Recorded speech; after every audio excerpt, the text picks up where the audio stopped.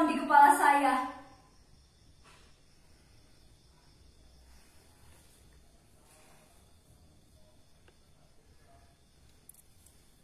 Setiap malam, setiap kali saya mencoba membuka buku-buku itu, setiap kali saya mencoba membaca buku-buku itu, tiba-tiba suara itu terdengar. Ini semua terjadi sejak ayah membuat peraturan baru di rumah ini. Tidak ada handphone di malam hari. Dan saya harus memberikan benda pujaan itu kepada ayah. Maka saya harus duduk di bangku itu, menghadapi buku-buku yang bisu dan tidak asik itu sampai saya tertidur. Ayah atau ibu, mereka akan bergantian seperti tentara jaga malam. Datang ke kamar ini setiap 1 jam sekali. Dan saya harus tetap duduk di bangku itu dan membaca sampai pukul 10 sampai 11 malam. Waktunya saya untuk tidur.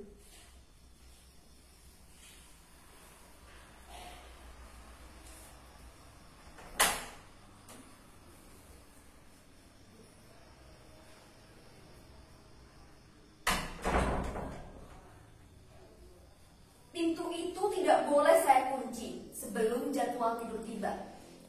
Itu peraturan kedua.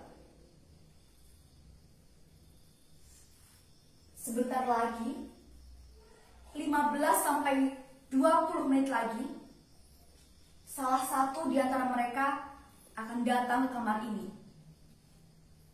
Maka saya harus tetap duduk di bangku itu dan membaca. Tapi sebelum itu semua terjadi, izinkan saya membagikan cerita kepada hadirin sekalian, baik yang menyaksikan langsung di kamar ini maupun yang melalui Zoom.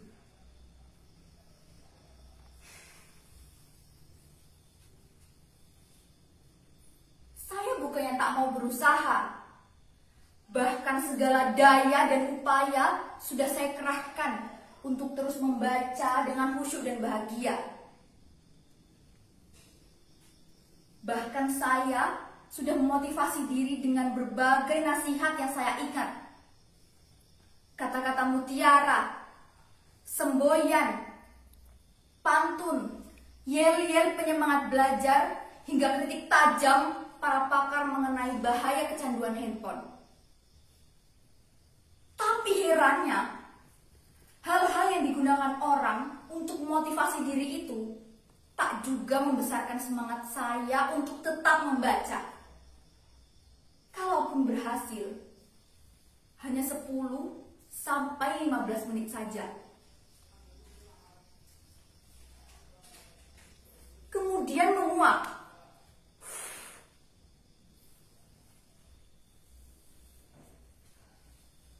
Sedangkan kritik tajam para pakar itu tak juga mengurangi kerinduan saya untuk terus bersama dengan handphone.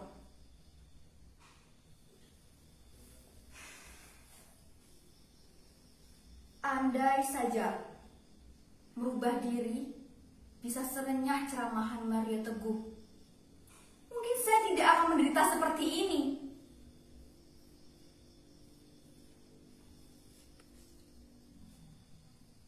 Apa? Saudara-saudara tidak percaya kalau saya menderita? Apa tidak terlihat beban derita itu di wajah saya? Sorot mata saya, getar suara saya, dan seluruh tubuh saya ini. Saya memang benar-benar menderita.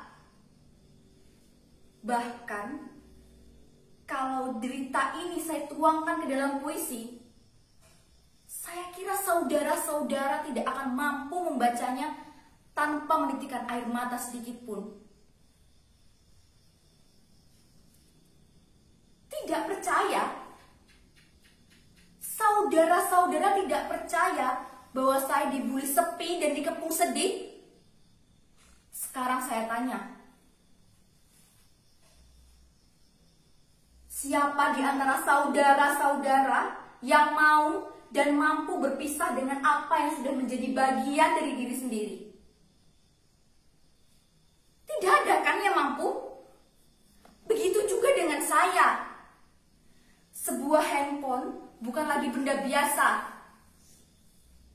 Ia adalah bagian terpenting dalam diri kita, bahkan hidup kita. Bayangkan, sejak kecil dia sudah bersama dengan kita, menemani kita dikala semua orang tidak punya waktu luang untuk menemani kita. Asalkan baterai dan kuotanya cukup, dia akan selalu setia menemani kita.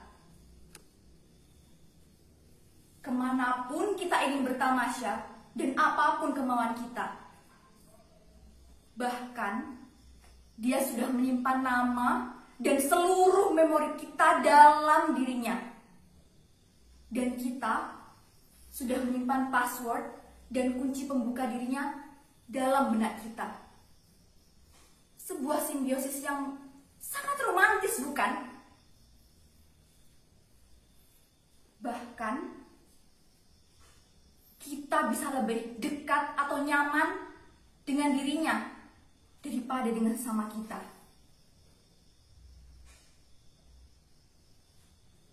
Itulah mengapa berpisah dengan dirinya walau saban malam saja seperti melewati bertahun-tahun kesepian.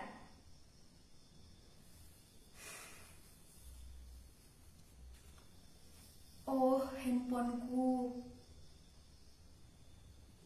Betapa berat dan panjang perjalanan yang harus kutempuh untuk bisa kembali bersamamu.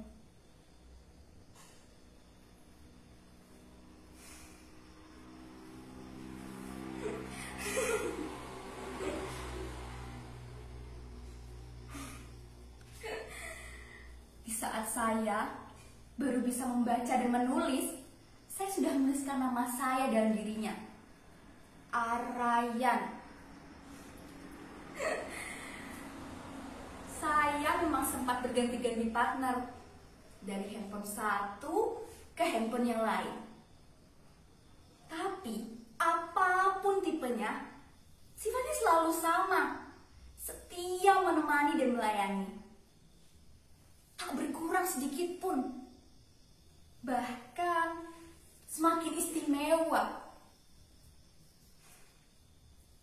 Coba bandingkan kemampuan dan konsistensi kita dengan dirinya. Berganti partner, berganti pula sifat dan kebiasaannya. Apalagi pergantian pimpinan, bisa saja semakin baik atau malah semakin buruk mutunya. Maaf, saya agak melantur. Maklumlah, orang kalau sedang diterkam sedih dan rindu, suka melayang kemana-mana pikirannya. Jadi gimana sekarang? Sudah cukup jelas kalau saya menderita. Sebenarnya, saya menderita bukan hanya karena berpisah dengan dirinya, tapi saya dihadapkan dengan dua keadaan sekaligus. Di satu sisi, saya tahu ayah dan ibu bermaksud baik. Mereka mau saya berprestasi dan maju dalam studi. Tapi di sisi lain, seluruh diri saya, kesadaran saya, sudah terbiasa hidup sejak kecil bahkan dengan dia ada di sisi saya. Bahkan sejak peraturan itu belum dibuat,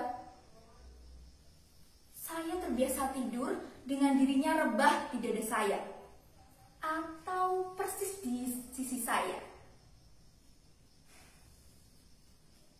Tak mudah lagi bagi saya untuk menjalani hidup tanpa dirinya. Kadang, kalau saya tak kuasa menahan rindu pada dirinya, saya ambil casingnya, kemudian saya dekatkan ke dada saya seperti ini.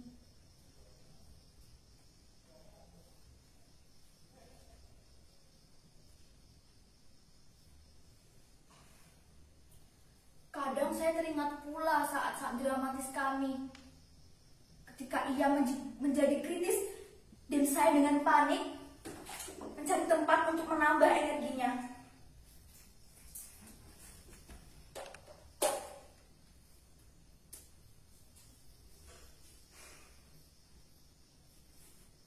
Tak ada yang lebih membahagiakan selain mendengar suara riangnya, bertamasya dengannya kemanapun saya ingin pergi, atau mencicipi makanan-makanan lezat yang ditawarkannya. Ia membuat hidup ini amat mudah, simpel, lebih cepat, dan dia tidak akan membuat kita lebih lama menunggu. Ia bisa membuat kita bahagia tepat di saat kita menginginkannya. Bahkan kini, ia memiliki banyak sekali sarana yang bisa menunjang kesejahteraan kita dalam tempo sesingkat-singkatnya. Jadi bagaimana saya bisa bersabar berlama-lama dengan buku yang bisu ini untuk menata masa depan? Itu sangat menguras pikiran dan tenaga. Sementara kita hidup pada zaman yang mementingkan kecepatan dan keringkasan. Siapapun yang tidak bisa cepat dan ringkas akan ditinggalkan menjadi penghuni museum peradaban.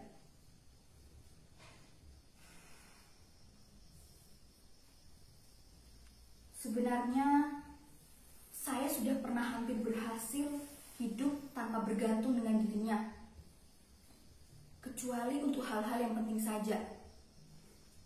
Tapi, sejak saya melihat ayah dan ibu saya pada suatu malam duduk dengan asyik bersama dengan handphonenya masing-masing, saya merasa sangat dikhianati. Sejak saat itulah, kemampuan saya untuk berpisah dengan dirinya menjadi sangat menurun. Bahkan kini, ia ada dalam kepala saya, menjadi denyut dalam jantung saya. Saya sudah teramat dalam mencintainya.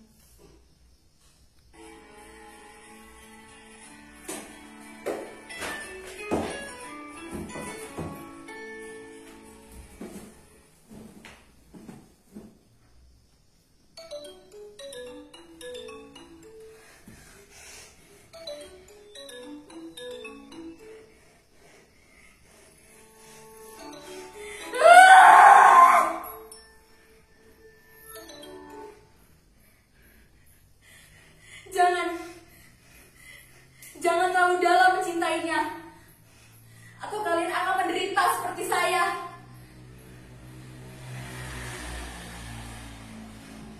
Ayah, ada apa, Nak?